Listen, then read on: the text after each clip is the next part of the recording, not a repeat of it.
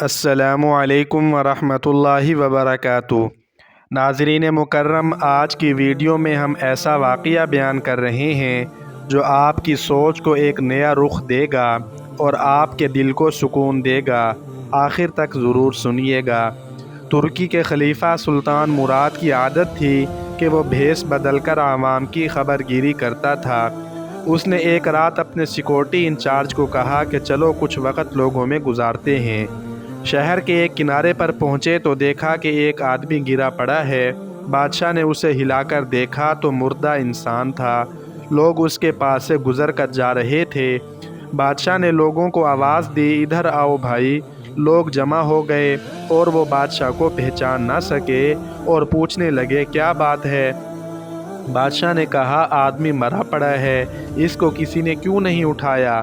کون ہے یہ اور اس کے گھر والے کہاں ہیں؟ لوگوں نے کہا کہ یہ بہت برا اور گناہگار انسان ہے۔ تو سلطان مراد نے کہا کیا یہ امت محمدیہ میں سے نہیں ہے؟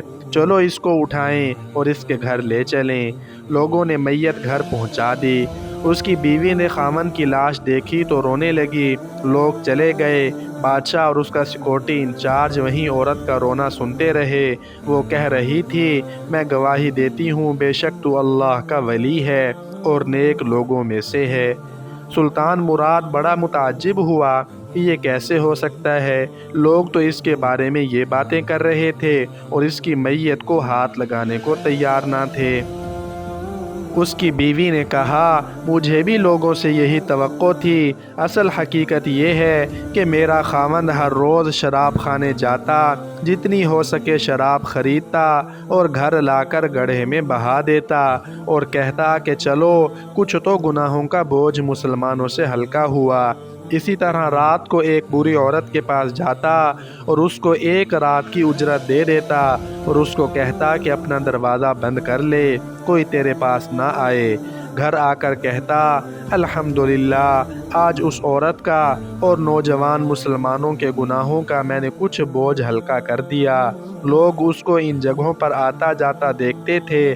میں اسے کہتی تھی کہ یاد رکھ جس دن تو مر گیا لوگوں نے تجھے غسل نہیں دینا، نہ تیری نماز جنازہ پڑھنی ہے اور نہ تجھے دفنانا ہے۔ وہ مسکرا دیتا اور مجھ سے کہتا کہ گھبرا مت، تو دیکھے گی کہ میرا جنازہ وقت کا بادشاہ اور علماء اور اولیاء پڑھیں گے۔ یہ سن کر بادشاہ بھی رونے لگا اور کہنے لگا میں سلطان مراد ہوں، کل ہم اس کو غسل دیں گے، ہم اس کی نماز جنازہ بھی پڑھائیں گے اور اس کی تدفین بھی کرائیں گے۔ چنانچہ اس کا جنازہ بادشاہ، علماء، اولیاء اور کثیر عوام نے پڑھا۔